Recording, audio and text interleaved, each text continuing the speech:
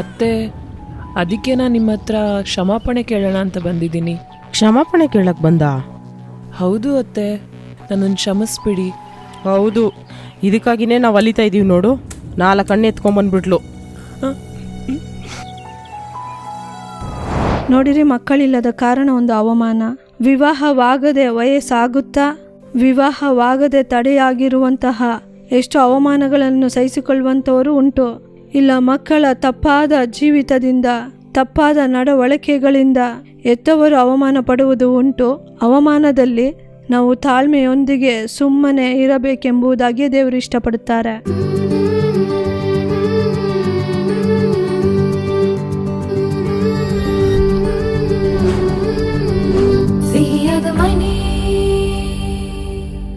ಪ್ರೀತಿಯ ಸಿಹಿಯಾದ ಮನೆ ವೀಕ್ಷಕರಿಗೆ ಯೇಸು ಕ್ರಿಸ್ತನ ಮಧುರವಾದ ನಾಮದಲ್ಲಿ ನಮ್ಮ ಪ್ರೀತಿಯ ವಂದನೆಗಳು. ಈ ದಿನ ಕೂಡ ಸಿಹಿಯಾದ ಮನೆ ಕಾರ್ಯಕ್ರಮದ ಮೂಲಕ ನಿಮ್ಮನ್ನು ಸಂಧಿಸುವುದರಲ್ಲಿ ನಾವು ಬಹಳ ಸಂತೋಷ ಪಡುತ್ತೇವೆ. ಇಂದು ಕೂಡ ಅವಮಾನದಲ್ಲೂ ತಾಳ್ಮೆಯಿಂದ ಇರು ಎಂಬ ಶೀರ್ಷಿಕೆಯಲ್ಲಿ ನಾವು ಕಾರ್ಯಕ್ರಮವನ್ನು ನೋಡಲಿದ್ದೇವೆ. ಕೆಲವರು ತಮ್ಮ ಸುತ್ತಲೂ ಇರುವಂತಹ ಜನರನ್ನು ನಗುವಂತೆ ಮಾಡುವುದಕ್ಕಾಗಿ ಗೇಲಿ ಅಪಹಾಸ್ಯವನ್ನು ಮಾಡುವುದನ್ನು ಅಭ್ಯಾಸ ಮಾಡಿಕೊಂಡಿರುತ್ತಾರೆ. ಇದರಿಂದ ಮತ್ತೊಬ್ಬರ ಹೃದಯವು ಗಾಯಗೊಳ್ಳುತ್ತದೆ. ಅವರು ಅವಮಾನ ಪಡುತ್ತಾರಲ್ಲವೇ ಎಂಬುದಾಗಿ ಸ್ವಲ್ಪವೂ ಕೂಡ ಯೋಚನೆ ಮಾಡದೇ ಇರುತ್ತಾರೆ. ಇನ್ನು ಕೆಲವರು ತಮ್ಮನ್ನು ಅವಮಾನ ಮಾಡಿದವರ ಮೇಲೆ ಕೋಪಗೊಂಡು ಅವಮಾನ ಪಡಿಸಿದವರ ಮೇಲೆ ಸೇಡು ತೀರಿಸಿಕೊಳ್ಬೇಕೆಂಬ ಉದ್ದೇಶದಿಂದ ಕೆಲ ಸಮಯಗಳಲ್ಲಿ ಅವರನ್ನು ಕೊಲೆ ಕೂಡ ಮಾಡಿದ್ದಾರೆ. ಇನ್ನೂ ಕೆಲವರು ತಮ್ಮ ಅವಮಾನವನ್ನು ಸಹಿಸಿಕೊಳ್ಳುವುದಕ್ಕೆ ಆಗದೆ ಆತ್ಮಹತ್ಯೆ ಮಾಡಿಕೊಳ್ಳುವಂತ ಯೋಚನೆಗೂ ಒಳಗಾಗುತ್ತಾರೆ. ಇನ್ನು ಕೆಲವರು ಇದ್ದಾರೆ, ಅವರು ತಮ್ಮನ್ನು ಅವಮಾನ ಪಡಿಸಿದವರ ಮುಂದೆ ತಾಳ್ಮೆಯಿಂದ ಇದ್ದು ತಮ್ಮನ್ನು ಅವಮಾನ ಪಡಿಸಿದವರ ಮುಂದೆ ಸಾಧಿಸಿ ತೋರಿಸಬೇಕು ಎಂಬಂತ ಛಲದಿಂದ ಉನ್ನತಿಗೆ ಏರಿದವರು ಇದ್ದಾರೆ. ದೇವರ ಮಕ್ಕಳಾಗಿರುವಂತ ನಾವು ಯೇಸುಕ್ರಿಸ್ತನ ಹೆಜ್ಜೆ ಜಾಡುಗಳನ್ನು ಹಿಂಬಾಲಿಸಬೇಕು. ಯೇಸು ಅವಮಾನ ಪಡಿಸಲ್ಪಟ್ಟಾಗ ಬದಲಾಗಿ ಮುಯಿ ತೀರಿಸಬೇಕೆಂದು ಯೋಚಿಸದೆ ಅದನ್ನು ಸಹಿಸಿಕೊಂಡನು. ದೇವರ ಮಕ್ಕಳಾಗಿರುವ ನಾವು ಕೂಡ ಅವಮಾನದಲ್ಲಿ ತಾಳ್ಮೆಯಿಂದ ಇರೋಣ. ಅವಮಾನವನ್ನು ಆಶೀರ್ವಾದವಾಗಿ ಬದಲಾಯಿಸುವ ದೇವರು ಒಂದು ದಿನ ನಿಶ್ಚಯವಾಗಿ ನಮ್ಮ ತಲೆಯನ್ನು ಮೇಲಕ್ಕೆತ್ತುವರು. ಈಗ ಜ್ಯೋತಿ ಅಕ್ಕ ನಾಟಕ ನೋಡೋಣ.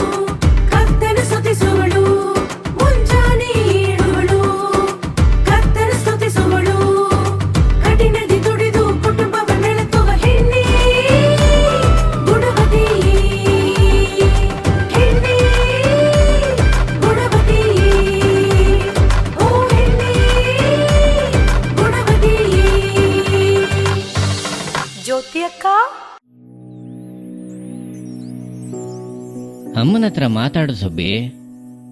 ಅವ್ರ ಕೋಪದಲ್ಲಿ ಮಾತಾಡಿದ್ರೆ ಏನು, ನೀನು ಹಾಗೆ ಬಿಟ್ಬಿಡ್ತೀಯಾ? ನೀನೇ ಸ್ವಲ್ಪ ತಗ್ಗಿಸ್ಕೊಂಡು ಹೋಗು. ಹಿಡ್ದಿದ್ದ ಹಠದಲ್ಲೇ ನಿಲ್ಬೇಡಮ್ಮ.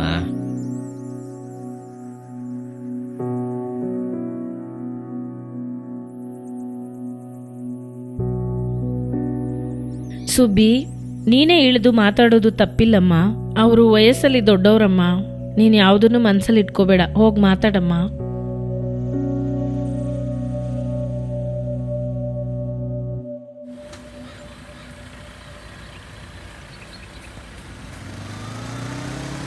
ಇವಾಗ ಡ್ಯಾನಿ ಹೇಗಿದಾರಮ್ಮ? ಎಲ್ಲ ಸರಿ ಹೋಯ್ತಪ್ಪ. ಮೆಲ್ವಿನ್ನೂ ಸರಿಯಾದ. ಆದ್ರೆ ಡ್ಯಾನಿ ಮನ್ಸಲ್ಲಿ ಸ್ವಂತ ಅಂಗಡಿ ಇಡ್ಬೇಕು ಅನ್ನೋ ಯೋಚನೆ ಇನ್ನೂ ಹಾಗೆ ಇದೆ ಅನ್ಸುತ್ತೆ. ಹೌದಪ್ಪ, ಅವರ ಮನಸ್ಸಿನ ಆಳದಲ್ಲಿ ಅದು ಅಂಟ್ಕೊಂಡ್ಬಿಟ್ಟಿದೆ. ಅವಾಗವಾಗ ಹೇಳ್ತಿರ್ತಾರೆ, ಪ್ರಾರ್ಥನೆ ಮಾಡ್ತಿದ್ದೀವಪ್ಪ, ಬೇಗನೆ ಕರ್ತನು ಸ್ವಂತ ಅಂಗಡಿಯನ್ನ ಸ್ವಂತ ಮನೆಯನ್ನೂ ಕೊಡ್ತಾರೆ. ಖಂಡಿತ ಜ್ಯೋತಿ, ಅದರಲ್ಲೂ ನೀನಿಗೆ ಕೊಡ್ದಲೇ ಇರ್ತಾರ.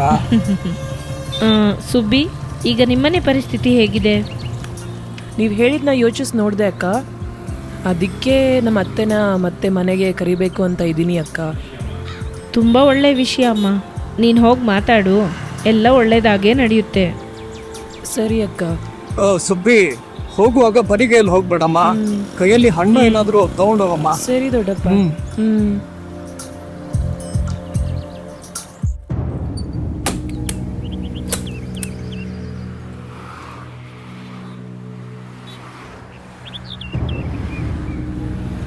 ಅತ್ತೆ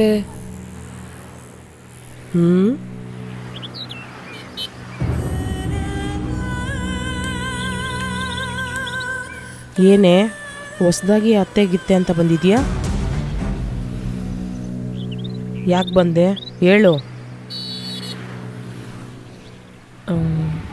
ಮನೆಯೊಳಗೆ ಹೋಗಿ ಮಾತಾಡೋಣ ಅತ್ತೆ. ಎಲ್ಲರೂ ನೋಡ್ತಿದ್ದಾರೆ. ಎಲ್ಲರೂ ನೋಡ್ತವ್ರಾ? ನೋಡಲಿ, ಏನು ಹೇಳ್ದೆ? ಮನೆ ಒಳಗಡೆ ಹೋಗಿ ಮಾತಾಡ್ಬೇಕಾ? ನೀನು ಮನೆಗೆ ಬಂದಿದ್ವಲ್ಲ, ಏನು ಮರ್ಯಾದೆ ಕೊಟ್ಟೆ? ಮನೆಗೆ ಯಾಕೆ ಬಂದ್ರಿ ಅಂತ ತಾನೇ ಕೇಳಿದೆ. ಇವಾಗ ಮನೆ ಒಳಗಡೆ ಹೋಗೋಣ ಅಂತ ಹೇಳ್ತಿದ್ಯಾ? ನಾನು ಎಲ್ಲತ್ತೆ ಆ ಥರ ಹೇಳಿದೆ? ನೀನು ಹೇಳಿಲ್ಲ ಅಂದ್ರೂ ನೀನು ನಡ್ಕೊಂಡು ವಿಧದಲ್ಲಿ ನನಗೆ ಗೊತ್ತಿಲ್ವಾ ಏನು? ಅತ್ತೆ, ಅದಕ್ಕೆ ನಾನು ನಿಮ್ಮ ಹತ್ರ ಕ್ಷಮಾಪಣೆ ಕೇಳೋಣ ಅಂತ ಬಂದಿದ್ದೀನಿ. ಕ್ಷಮಾಪಣೆ ಕೇಳಕ್ಕೆ ಬಂದ? ಹೌದು ಅತ್ತೆ, ನನ್ನನ್ನು ಕ್ಷಮಿಸ್ಬಿಡಿ. ಹೌದು, ಇದಕ್ಕಾಗಿಯೇ ನಾವು ಅಲಿತಾ ಇದ್ದೀವಿ ನೋಡು. 4 ಕಣ್ಣು ಎತ್ಕೊಂಬಂದ್ಬಿಟ್ಲು.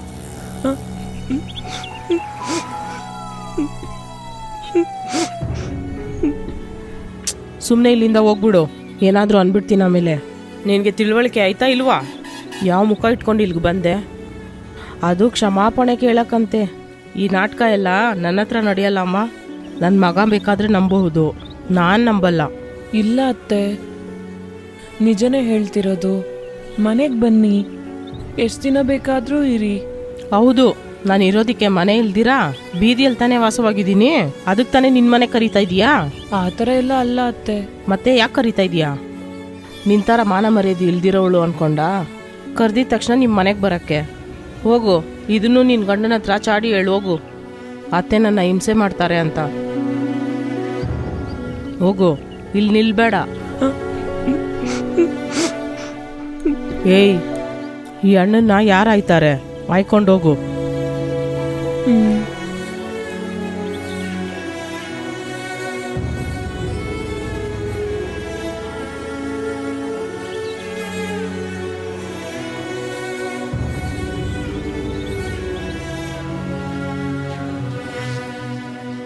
ಹೋಗು, ನಿಲ್ಬೇಡ.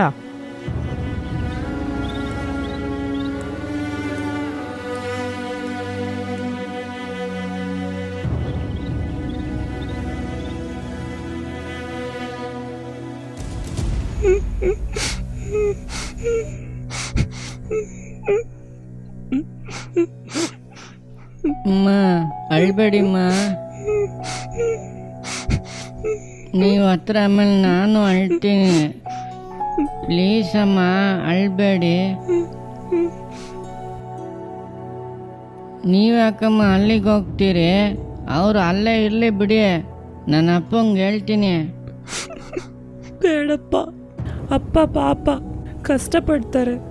ನೀವಿಲ್ಲಿ ಕಷ್ಟಪಡ್ತಿದ್ದೀರಲ್ಲ.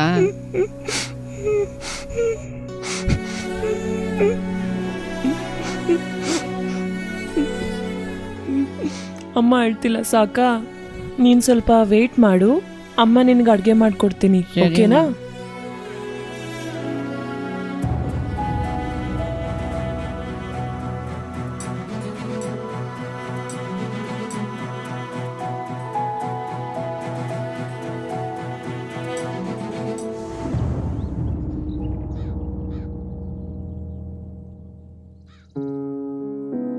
ಬಿಡ, ಅದಕ್ಕೇನು ಫೀಲ್ ಮಾಡಿಕೊಂಡು? ಫೀಲ್ ಮಾಡ್ಕೊಳ್ತಲೆ? ನಾನು ಎಷ್ಟು ನೋಡಿದ್ದೀನಿ. ನಿನಗೆ ಕೆಲಸ ಇಲ್ಲ ಅಂತ ಹೇಳಿದ್ರು ಪರವಾಗಿತ್ತಿಲ್ಲ ಕಣೋ. ಎಲ್ರ ಮುಂದೆನೂ ಫೈಲ್ನ ತೆಗೆದು ನನ್ನ ಮುಖದ ಮೇಲೆ ಬಿಸಾಕ್ಬಿಟ್ರು. ಎಷ್ಟು ಅವಮಾನ ಆಗೋಯ್ತು ಗೊತ್ತಾ? ಸುಮ್ಮನೆ ಬಿಟ್ಟು ಬಂದ್ಬಿಟ್ಟ. ಮತ್ತಿನ್ನೇನು ಮಾಡೋದು? ಫೈಲ್ ತಗೊಂಡು ಹೊರಗಡೆ ಬಂದೆ ಅಷ್ಟೆ. ಒಳಗಡೆ ಕೆಲಸ ಮಾಡೋರಲ್ಲಿ ಗೊತ್ತಿರೋ ಹುಡುಗನು ಇದ್ದಾನೆ, ಅವನು ಬೇರೆ ನೋಡ್ಬಿಟ್ಟ. ಡೈಲಿ ಅವನನ್ನು ನೋಡುವಾಗೆಲ್ಲ ನನಗೆಷ್ಟು ಅವಮಾನ ಆಗುತ್ತೆ ಗೊತ್ತೇನೋ?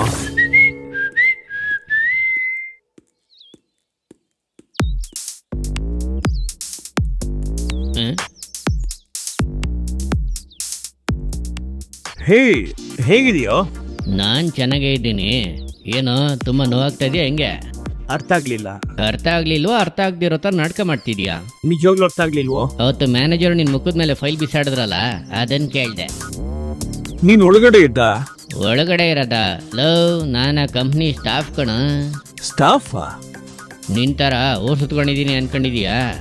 ಲವ್, ಜಾಸ್ತಿ ಮಾತಾಡ್ತಾ ಇದ್ಯಾ ನೀನು? ಯಾರೋ? ನಾನು ಜಾಸ್ತಿ ಮಾತಾಡ್ತಾ ಇದ್ದೀನ? ಅವತ್ತು ಮ್ಯಾನೇಜರು ನಿನ್ನ ಮಕ್ಕದ ಮೇಲೆ ಫೈಲ್ ಬಿಸಾಕಿದ ತಕ್ಷಣನೇ ಎಲ್ಲರೂ ಯಾರು ಅಂತ ಕೇಳ್ತಾ ಇದ್ರು. ನಾನೊಂದು ಮಾತು ಆಡಿಲ್ಲ ಗೊತ್ತಾ? ನನ್ನನ್ನು ಜಾಸ್ತಿ ಮಾತಾಡ್ತಿದ್ಯಾ ಅಂತ ಹೇಳ್ತಾ ಇದೀಯಾ? ನಿನ್ನ ಪ್ರೆಸ್ಟೀಜಲ್ಲಿ ಕಡಿಮೆ ಆಗುತ್ತೋ ಅಂತ ಅನ್ಕೊಂಡಿರ್ತೀಯ, ಹೌದು ತಾನೆ? ಹೋಗ.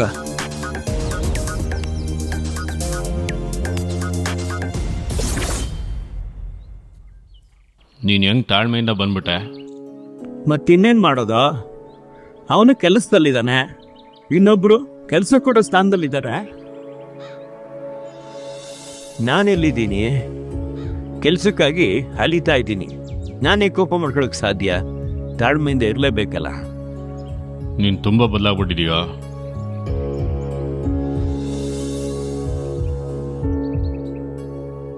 ನಡೆದಿದ್ದ ವಿಷಯನ ನಾನು ಕೇಳ್ಪಟ್ಟೆ ರಮೇಶ್. ಒಂದು ಕಡೆ ಮನಸ್ಸಿಗೆ ತುಂಬಾ ಕಷ್ಟ ಅನ್ನಿಸ್ತು, ಇನ್ನೊಂದು ಕಡೆ ಸಂತೋಷವಾಗೂ ಇತ್ತು. ಹೌದಪ್ಪ, ನಿನ್ನ ನಡತೆ ಸತ್ಯವೇದ ವಾಕ್ಯಾನುಸಾರ ಇತ್ತಲ್ವಾ? ಅದಕ್ಕೆ ಮನಸ್ಸಿಗೆ ತುಂಬಾ ಸಂತೋಷ ಆಯಿತು. ಯೋಬನನ್ನು ಅವನ ಹೆಂಡತಿ, ಅವನ ಸ್ನೇಹಿತರೆಲ್ಲ ಅವಮಾನಪಡಿಸಿದ್ರು, ತುಂಬಾ ಮಾತಾಡಿದ್ರು. ಆದರೆ ಯೋಬ ತಾಳ್ಮೆಯಿಂದ ಇದ್ದನು. ಯೋಬನನ್ನು ನೋಡಿ ಆಡದೇ ಇರೋ ಮಾತುಗಳ? ಎಷ್ಟು ಅವಮಾನಗಳು, ಆದರೆ ಪ್ರತಿಯಾಗಿ ತಾಳ್ಮೆಯನ್ನೇ ಅವನು ತೋರ್ಪಡಿಸಿದನು. ಅವಮಾನದಲ್ಲಿ ಕೂಡ ತಾಳ್ಮೆಯಿಂದ ಇರೋ ಸ್ವಭಾವ ನಿನ್ನ ಹತ್ರ ಇದೆ. ಅದು ನಂಗೆ ತುಂಬಾ ಸಂತೋಷ. ಇವತ್ತು ಅನೇಕ ದೇವರ ಮಕ್ಕಳ ಬಳಿ ಈ ಸ್ವಭಾವ ಇಲ್ಲ.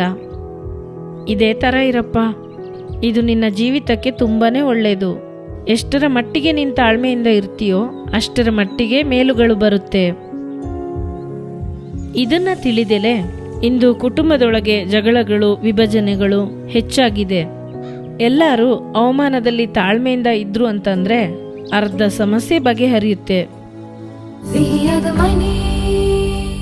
ಪ್ರಿಯರಾದವರೇ, ಜ್ಯೋತಿಯಕ್ಕ ನಾಟಕವನ್ನು ನೋಡಿದ್ರಾ? ನಿಮ್ಗೆ ಪ್ರಯೋಜನವಾಗಿತ್ತಾ? ಅವಮಾನದಲ್ಲಿ ತಾಳ್ಮೆಯಿಂದ ಇರಬೇಕೆಂಬುದಾಗಿ ನೀವು ಕಲಿತುಕೊಂಡ್ರ? ಈಗ ಕರ್ತನ ವಾಕ್ಯವನ್ನು ಹಂಚಿಕೊಂಡು ನಿಮ್ಮ ಆಶೀರ್ವಾದಕ್ಕಾಗಿ ಪ್ರಾರ್ಥಿಸಲು ಸಹೋದರಿ ವಸಂತಿ ಪಾಲ್ ಅವರು ಸಿದ್ಧರಾಗಿದ್ದಾರೆ. ಪ್ರಾರ್ಥನೆಯೊಂದಿಗೆ ದೇವರ ಸಂದೇಶವನ್ನು ಕೇಳಿರಿ. ಕರ್ತನು ನಿಶ್ಚಯವಾಗಿ ನಿಮ್ಮನ್ನು ಆಶೀರ್ವದಿಸುವನು.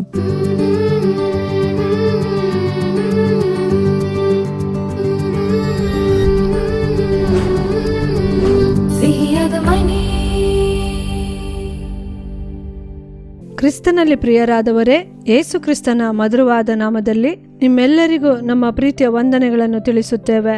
ಈ ದಿನದಲ್ಲೂ ಸಿಹಿಯಾದ ಮನೆ ಕಾರ್ಯಕ್ರಮದಲ್ಲಿ ಸೇರಿರುವಂತ ನಿಮ್ಮೆಲ್ಲರನ್ನು ಯೇಸು ಬಿಡಿಸುತ್ತಾನೆ ಸೇವೆಯ ಮೂಲಕ ನಿಮ್ಮನ್ನು ಶುಭಾಶಿಸುತ್ತೇವೆ. ಈ ಕಾರ್ಯಕ್ರಮಕ್ಕೆ ನಿಮ್ಮನ್ನು ಆಹ್ವಾನಿಸುತ್ತೇವೆ. ದೇವರಾಗಿರುವ ಕರ್ತನು ನಮ್ಮನ್ನು ಪ್ರೀತಿಸುತ್ತಾನೆ, ನಮ್ಮ ಕುಟುಂಬವನ್ನು ಪ್ರೀತಿಸುತ್ತಾನೆ. ನಾವು ಎಲ್ಲದರಲ್ಲೂ ಸುಖಕರವಾಗಿ ಬಾಳಬೇಕೆಂದು ದೇವರು ಇಷ್ಟಪಡುತ್ತಾರೆ. ಈ ಸತ್ಯವೇದದ ವಾಕ್ಯದ ಪ್ರಕಾರ ನಮ್ಮ ಬಾಳು ಇರಬೇಕೆಂದು ಆತನು ಇಷ್ಟಪಡುತ್ತಾನೆ. ಆತನು ಎದುರು ನೋಡುತ್ತಾನೆ. ಆದ್ದರಿಂದಲೇ ಪ್ರತಿ ವಾರವೂ ದೇವರು ನಿಮ್ಮೊಂದಿಗೆ ಮಾತನಾಡುತ್ತಿದ್ದಾರೆ. ಅನೇಕರು ಹೇಳುವಂಥ ಸಾಕ್ಷಿಯನ್ನು ಕೇಳಿ ನಿಜವಾಗಿ ನಾವು ದೇವರನ್ನು ಸ್ತುತಿ ಮಾಡುತ್ತಿದ್ದೇವೆ. ಅನೇಕರ ಕಾರ್ಯಗಳನ್ನು, ಅಂತರಂಗದ ಕಾರ್ಯಗಳನ್ನು, ಅನೇಕರು ಹೊರಗೆ ಕಾಣದಂಥ ಕಾರ್ಯಗಳನ್ನು ಕೂಡ ಕರ್ತನ ನನ್ನೊಂದಿಗೆ ಮಾತಾಡಿದನು. ಆದ್ದರಿಂದ ನಮ್ಮನ್ನು ಬದಲಾಯಿಸಿಕೊಂಡೆವು, ದೇವರು ನಮ್ಮನ್ನು ಬದಲಾಯಿಸಿದರು ಎಂದು ಹೇಳುವ ಸಾಕ್ಷಿಗಳನ್ನು ಕೇಳುವಾಗ ಅದಕ್ಕಾಗಿ ದೇವರನ್ನು ಸ್ತುತಿ ಮಾಡುತ್ತೇವೆ. ಈ ದಿನದಲ್ಲೂ ದೇವರು ನಮ್ಮೊಂದಿಗೆ ಮಾತನಾಡುವ ಕಾರ್ಯ, ಅವಮಾನದಲ್ಲಿ ಸುಮ್ಮನೆ ಇರು. ಈ ಲೋಕದಲ್ಲಿ ಅವಮಾನ ಎಂಬುದನ್ನು ನಾವು ಸಂಧಿಸದೆ ಬಾಳುವಂತ ಕೆಲವರನ್ನು ಮಾತ್ರ ನಾವು ನೋಡಲು ಸಾಧ್ಯ. ಎಲ್ಲ ವಿಧದಲ್ಲೂ ಎಲ್ಲರೂ ಸಾಮಾನ್ಯವಾಗಿ ಈ ಅವಮಾನ, ಪರಿಹಾಸ್ಯ, ನಿಂದನೆ ಇಂತಹ ಪರಿಸ್ಥಿತಿಗಳಲ್ಲಿ ಯಾವುದೋ ಒಂದು ವಿಧದಲ್ಲಿ ನಾವು ಹಾದು ಹೋಗಿರುತ್ತೇವೆ. ಇಂಥವರನ್ನೇ ನಾವು ಅಧಿಕವಾಗಿ ಸಂಧಿಸುತ್ತೇವೆ. ಅನೇಕರು ನೋಡಿರಿ, ನಾವು ಸೇವೆಯ ಹಾದಿಯಲ್ಲಿ ನೋಡುವಾಗ ಅನೇಕರು ಇಂತಹ ಒಂದು ಅವಮಾನದಲ್ಲಿ, ಅವಮಾನ, ಪರಿಹಾಸ್ಯ ಮತ್ತು ನಿಂದನೆಯ ಮಧ್ಯದಲ್ಲಿ ಬಾಳುವಂಥ ಜನರನ್ನು ಅನೇಕರನ್ನು ನಾವು ಸಂಧಿಸುತ್ತೇವೆ. ಪ್ರಾರ್ಥಿಸಿಕೊಳ್ಳಲು ಇಲ್ಲಿ ಬರುತ್ತಾರೆ. ನೋಡಿರಿ, ಈ ಅವಮಾನದ ಪರಿಸ್ಥಿತಿ, ನಿಂದನೆಯ ಪರಿಸ್ಥಿತಿ ಹೇಗೆಲ್ಲ ಬರುತ್ತದೆ ಎಂದರೆ, ನೋಡಿರಿ, ಸಾಲದ ನಿಮಿತ್ತವಾಗಿ ಅವಮಾನ ಬರುತ್ತದೆ. ಸಾಲವನ್ನು ಮರುಪಾವತಿ ಮಾಡಲಾಗದೆ ಮತ್ತೆ ತಿರುಗಿಸಿ ಕೊಡಲಾಗದೆ ಸಾಲ ಕೊಟ್ಟವರು ಅವಮಾನ ಪಡಿಸುವಂತಹ ಮಾತುಗಳನ್ನು ಹಾಡಿ ಹೃದಯಗಳನ್ನು ಒಡೆಯುವುದನ್ನು ನಾವು ನೋಡುತ್ತೇವೆ. ನೋಡಿರಿ, ಮಕ್ಕಳಿಲ್ಲದವರಿಗೆ ಒಂದು ಅವಮಾನ. ನೋಡಿರಿ, ವಿವಾಹವಾಗದೆ ವಯಸ್ಸಾಗಿಯೂ ಇನ್ನೂ ವಿವಾಹ ತಡೆಯಾಗುವಂಥ ಪರಿಸ್ಥಿತಿ. ಇಂತಹ ಕಾರ್ಯಗಳಿಂದ ಅವಮಾನಕ್ಕೆ ಒಳಗಾಗುತ್ತಾರೆ. ಇಲ್ಲ ಮಕ್ಕಳ ತಪ್ಪಾದ ಜೀವಿತದಿಂದ, ತಪ್ಪಾದ ಅಭ್ಯಾಸಗಳಿಂದ ಹೆತ್ತವರು ಅವಮಾನ ಪಡುವುದು ಉಂಟು. ಅವಮಾನದಲ್ಲಿ ನಾವು ಶಾಂತರಾಗಿ ತಾಳ್ಮೆಯಿಂದ ಇರಬೇಕೆಂಬುದಾಗಿಯೇ ದೇವರು ಇಷ್ಟಪಡುತ್ತಾರೆ. ನನ್ನ ಪ್ರೀತಿಯ ದೇವರ ಮಕ್ಕಳೇ, ನಾವು ನನ್ನನ್ನು ಅವಮಾನ ಪಡಿಸಿದರಲ್ಲ, ನಾನು ಬದಲಾಗಿ ಇವರಿಗೆ ಅವಮಾನ ಪಡಿಸಬೇಕು, ನನ್ನನ್ನು ಈ ರೀತಿ ಮಾಡಿದರಲ್ಲ, ಸಮಯವನ್ನು ನೋಡಿ ನಾನು ಇವರನ್ನು ನಿಂದಿಸುವ ಹಾಗೆ ಅವಮಾನ ಪಡಿಸುವ ಹಾಗೆ ನಡೆದುಕೊಳ್ಳಬೇಕೆಂದು ಸಮಯವನ್ನು ನೋಡುತ್ತಿದ್ದಾರೆ. ನೋಡಿರಿ, ಯೇಸು ಕ್ರಿಸ್ತನನ್ನು ಕುರಿತು ನಾವು ಸತ್ಯವೇದದಲ್ಲಿ ಓದುವಾಗ 1 ಪೇತ್ರನು 2ನೇ ಅಧ್ಯಾಯ 19ನೇ ವಾಕ್ಯದಿಂದ ಕೆಲವು ವಾಕ್ಯಗಳನ್ನು ನಾನು ನಿಮಗಾಗಿ ಓದುತ್ತೇನೆ. ನೋಡಿರಿ, ಒಬ್ಬನು ಅನ್ಯಾಯವಾಗಿ ಬಾಧೆ ಪಡುವವನಾಗಿದ್ದು ದೇವರು ನೋಡುತ್ತಾನೆಂದು ಅರಿತು ಆ ಕಷ್ಟವನ್ನು ಸಹಿಸಿಕೊಂಡರೆ ಅದು ಶ್ಲಾಘ್ಯವಾಗಿದೆ. ತಪ್ಪು ಮಾಡಿ ಗುದ್ದು ತಿನ್ನುವುದರಲ್ಲಿ ನೀವು ತಾಳ್ಮೆಯಿಂದಿದ್ದರೆ ಅದರಿಂದೇನು ಕೀರ್ತಿ. ಆದರೆ ಒಳ್ಳೆಯದನ್ನು ಮಾಡಿ ಬಾಧೆ ಪಡುವುದರಲ್ಲಿ ನೀವು ತಾಳ್ಮೆಯಿಂದಿದ್ದರೆ ಅದು ದೇವರ ಮುಂದೆ ಶ್ಲಾಘ್ಯವಾಗಿದೆ. ಇದಕ್ಕಾಗಿಯೇ ನೀವು ಕರೆಯಲ್ಪಟ್ಟಿರಿ. ಕ್ರಿಸ್ತನು ಸಹ ನಿಮಗೋಸ್ಕರ ಬಾಧೆಯನ್ನು ಅನುಭವಿಸಿ ನೀವು ತನ್ನ ಹೆಜ್ಜೆಯ ಜಾಡಿನಲ್ಲಿ ನಡೆಯಬೇಕೆಂದು ಮಾದರಿಯನ್ನು ತೋರಿಸಿ ಹೋದನು. ನೋಡಿರಿ, ಆತನು ಯಾವ ಪಾಪವನ್ನು ಮಾಡಲಿಲ್ಲ, ಆತನ ಬಾಯಲ್ಲಿ ವಂಚನೆ ಇರಲಿಲ್ಲ, ಬೈಯುವವರನ್ನು ಆತನು ಪ್ರತಿಯಾಗಿ ಬೈಯಲಿಲ್ಲ. ಆತನು ಬಾಧೆಯನ್ನು ಅನುಭವಿಸಿದಾಗ ಯಾರನ್ನು ಬೆದರಿಸದೆ ನ್ಯಾಯವಾಗಿ ತೀರ್ಪು ಮಾಡುವ ಆತನಿಗೆ ತನ್ನ ಕಾರ್ಯವನ್ನು ಒಪ್ಪಿಸಿದನು ಎಂದು ಸತ್ಯವೇದವು ಯೇಸು ಕ್ರಿಸ್ತನನ್ನು ಸ್ಪಷ್ಟವಾಗಿ ತಿಳಿಸುತ್ತದೆ. ಆಗ ದೇವರು ಬದುಕಿ ತೋರಿಸಿದ್ದಾರೆ. ಆತನು ಮಾದರಿಯನ್ನು ಇಟ್ಟು ಹೋಗಿದ್ದಾನೆ. ಬೈಯುವುದಕ್ಕೆ ಪ್ರತಿಯಾಗಿ ಬೈಯಲಿಲ್ಲ, ಆತನನ್ನು ಬೈಯುತ್ತಿದ್ದಾರೆ. ಕೆನ್ನೆಗೆ ಒಡೆದರು, ಆತನನ್ನು ಮುಖದ ಮೇಲೆ ಉಗಿದರು, ತಲೆಯ ಮೇಲೆ ಒಡೆದರು. ಈ ರೀತಿಯೆಲ್ಲ ಆತನನ್ನು ಅವಮಾನ ಪಡಿಸಿದರು. ಶಿಲುಬೆಯಲ್ಲಿ ಆತನು ತೂಗುವಾಗ ಅನೇಕರನ್ನು ರಕ್ಷಿಸಿದ ಆತನು, ನಿನ್ನನ್ನು ನೀನು ರಕ್ಷಿಸಿಕೋ, ಶಿಲುಬೆಯಿಂದ ಇಳಿದು ಬಾ, ಆಗ ನಿಮ್ಮನ್ನು ನಂಬುತ್ತೇವೆ, ಹೀಗೆಲ್ಲ ಹೇಳುತ್ತಾರೆ. ಆಗ ದೇವರು ಅಷ್ಟು ಅವಮಾನಗಳನ್ನು ತಾಳ್ಮೆಯಿಂದ ಸಹಿಸಿಕೊಂಡನು, ತಾಳ್ಮೆಯಿಂದ ಸಹಿಸಿದನು. ಆತನು ಅವಮಾನವನ್ನು, ಆತನು ತನ್ನ ಮುಂದೆ ಇಟ್ಟಿದ್ದ ಸಂತೋಷಕ್ಕೋಸ್ಕರ ಅವಮಾನವನ್ನು ಅಲಕ್ಷ್ಯ ಮಾಡಿ ಶಿಲುಬೆಯ ಮರಣವನ್ನು ಸಹಿಸಿಕೊಂಡನು ಎಂದು ಇಬ್ರಿಯರಿಗೆ 12ನೇ ಅಧ್ಯಾಯ 2ನೇ ವಾಕ್ಯದಲ್ಲಿ ನೋಡುತ್ತೇವೆ. ಅವಮಾನವನ್ನು ಅಲಕ್ಷ್ಯ ಮಾಡಿ ಆತನು ಶಿಲುಬೆಯನ್ನು ಹೊತ್ತದ್ದರಿಂದಲೇ ಇಂದು ಆತನ ಮಕ್ಕಳೆಂದು ನಾವು ಭಾಗ್ಯವನ್ನು ಹೊಂದಿಕೊಂಡಿದ್ದೇವೆ. ನನ್ನ ಪ್ರಿಯ ದೇವರ ಮಕ್ಕಳೇ, ಇಂದು ಯಾವುದೋ ಒಂದು ಅವಮಾನದ ಮಧ್ಯದಲ್ಲಿ ನೀವು ಹಾದು ಹೋಗುತ್ತಾ ಇದ್ದೀರಾ? ಯೇಸುವನ್ನು ನೋಡಿರಿ, ಆತನು ಸುಮ್ಮನೆ ಇದ್ದನು. ಈ ದಿನದಲ್ಲಿ ದೇವರು ನಮಗೆ ಕಲಿಸಿಕೊಡುವಂಥ ಪಾಠ ಏನೆಂದರೆ, ಅವಮಾನ ಬರುವಾಗ, ನಿಂದನೆ ಬರುವಾಗ ತಾಳ್ಮೆಯಿಂದ ಇರಿ, ಸುಮ್ಮನೆ ಇರಿ, ಎದುರಿಸಿ ಮಾತನಾಡಬೇಡಿರಿ, ಮುಯಿಗೆ ಮುಯಿ ತೀರಿಸಬೇಡಿ, ನೀವು ಮತ್ತೊಬ್ಬರ ಹಾಗೆ ಜಗಳ ಮಾಡಬೇಡಿ, ದೇವರ ಸಮ್ಮುಖದಲ್ಲಿ ತಾಳ್ಮೆಯಿಂದ ಇರಿ. ನನ್ನ ಪ್ರಿಯ ದೇವರ ಮಕ್ಕಳೇ, ನೋಡಿರಿ, ಸಮೀಪ ದಿನಗಳಲ್ಲಿ ಒಂದು ಕುಟುಂಬದ ಸಾಕ್ಷಿಯನ್ನು ನಾನು ಕೇಳಿದೆ. ಆ ತಂದೆಯವರು, ಆ ಕುಟುಂಬದಲ್ಲಿ ಇದ್ದಂಥ ತಂದೆಯವರು, ಆ ಯಜಮಾನನು ರಾಜಕೀಯ ಅಧಿಕಾರಿಯಾಗಿ ಕೆಲಸ ಮಾಡಿದವರು. ಅವರು ಒಳ್ಳೆ ಒಂದು ಅಂತಸ್ತಿನಲ್ಲಿ ಬಾಳಿದವರು. ಅವರಿಗೆ ಚೆನ್ನಾಗಿ ಪರಿಚಯ ಇದ್ದಂಥ ಕೆಲವರು, ಅಯ್ಯ, ನನ್ನ ಕುಟುಂಬದಲ್ಲಿ ತುಂಬ ಕಷ್ಟ, ದಯವಿಟ್ಟು ನಾವು ಸಾಲ ತೆಗೆದುಕೊಳ್ಳುವುದಕ್ಕೆ ಶ್ಯೂರಿಟಿ ಹಾಕಿ ಎಂದು ಅವರ ಬಳಿ ತುಂಬ ಅವರ ಕುಟುಂಬದ ಪರಿಸ್ಥಿತಿಯನ್ನು ಹೇಳಿ ಅವರು ತುಂಬ ಬೇಡಿಕೊಂಡದ್ದರಿಂದ ಸರಿ ಅಂತ ಅವರು ಶ್ಯೂರಿಟಿಯನ್ನು ಹಾಕಿದರು. 3 ಜನರಿಗೆ ಆ ರೀತಿ ಶ್ಯೂರಿಟಿ ಹಾಕಿದ್ದರಿಂದ ನೋಡಿರಿ, ಸ್ವಲ್ಪ ದಿನ ಅವರು ಚೆನ್ನಾಗಿ ಕಟ್ಟಿಕೊಂಡು ಬಂದರು. ದಿಢೀರೆಂದು ಒಬ್ಬೊಬ್ಬರಾಗಿ ಎಸ್ಕೇಪ್ ಆದರು. ಈ ಸಾಲವು ಸುಮಾರು 35 ಲಕ್ಷದವರೆಗೂ ಸಾಲವಂತೆ. 35 ಲಕ್ಷದ ಸಾಲವು ಇವರ ತಲೆ ಮೇಲೆ ಬಂದು, ನೋಡಿರಿ, ಅನ್ಯಾಯವಾಗಿ ಸಾಲವನ್ನು ಅವರ ಮೇಲೆ ಹಾಕಲ್ಪಟ್ಟಿತು, ಅವರ ಮೇಲೆ ಬಂದಿತ್ತು. ಅವರು ಕಟ್ಟಬೇಕಾದ ಪರಿಸ್ಥಿತಿಗೆ ಬಂದರು.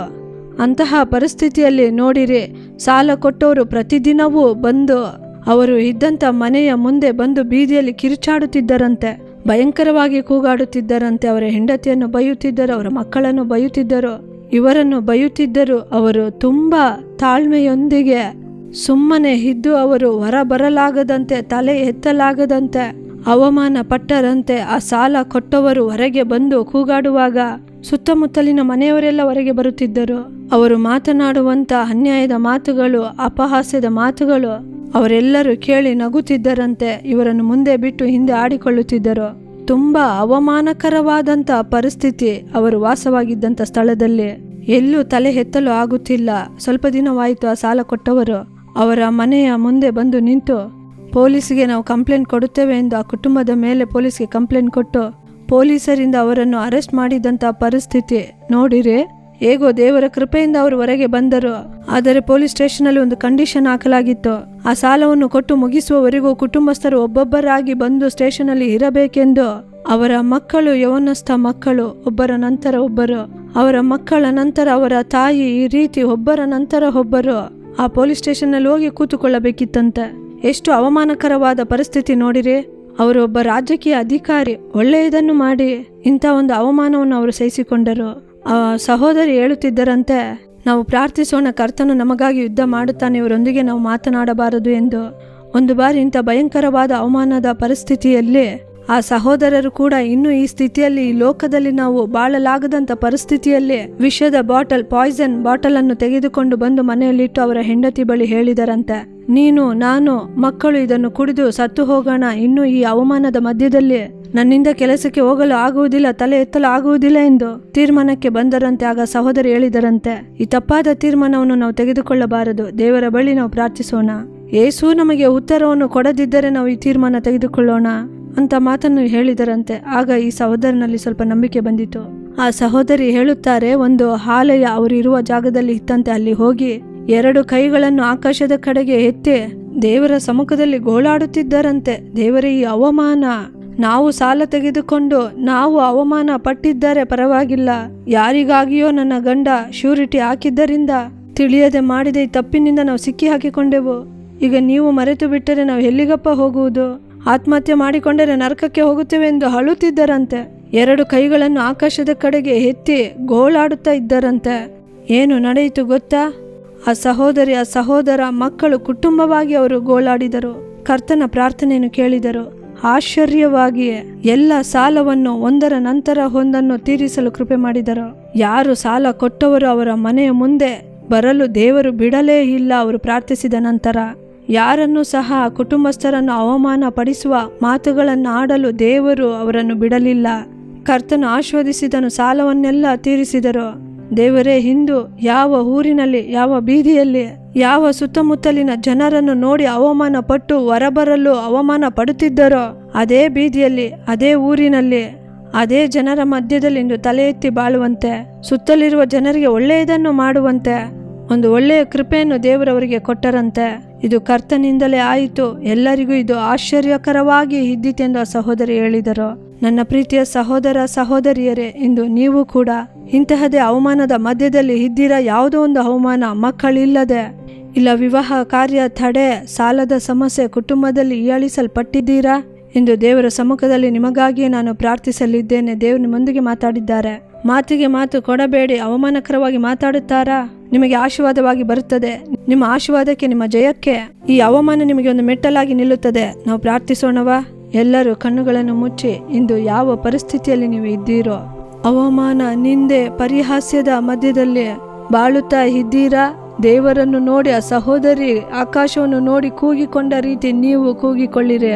ನೀವು ಉತ್ತರ ನೀಡಬೇಡಿ. ತಾಳ್ಮೆಯಿಂದ ಎಲ್ಲವನ್ನು ಸಹಿಸಿಕೊಂಡು ದೇವರಿಗೆ ಮಾತ್ರ ತಿಳಿಯಪಡಿಸಿರಿ. ನಾವು ಪ್ರಾರ್ಥಿಸೋಣವಾ? ಪ್ರೀತಿಯ ಪರಲೋಕದ ತಂದೆಯೇ, ದೇವರೇ, ಇಂದು ಈ ಮಾತುಗಳನ್ನು ಕೇಳಿದಂತ ಸಹೋದರ ಸಹೋದರಿಗಾಗಿ, ಕುಟುಂಬದ ಮಕ್ಕಳಿಗಾಗಿ ನಿಮಗೆ ವಂದನೆ ಅಪ್ಪ. ಅವಮಾನದೊಂದಿಗೆ, ನಿಂದನೆಯೊಂದಿಗೆ, ಪರಿಹಾಸದೊಂದಿಗೆ ಇನ್ನು ಬಾಳಲು ಆಗುವುದೇ ಇಲ್ಲ.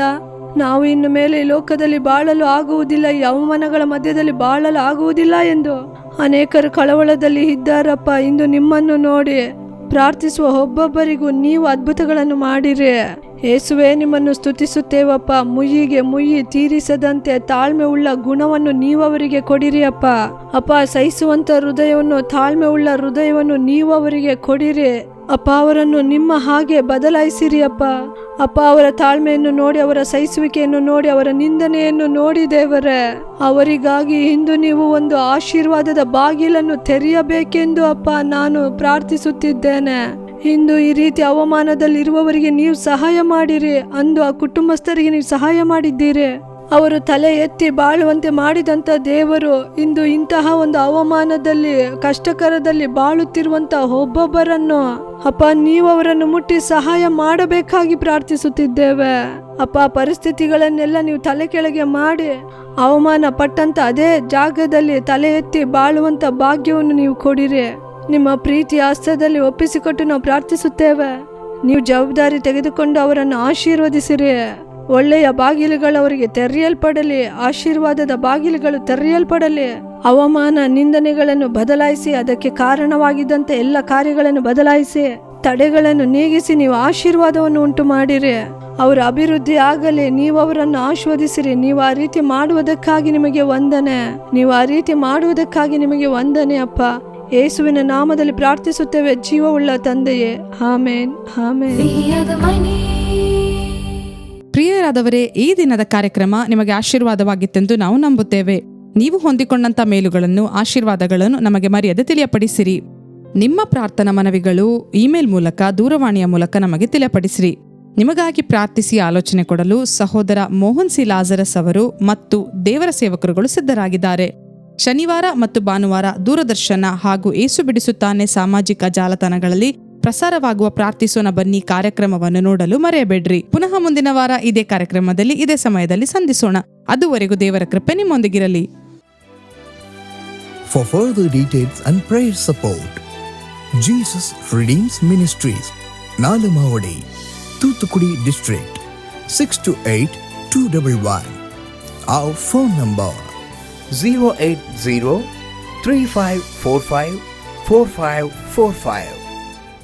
God bless you.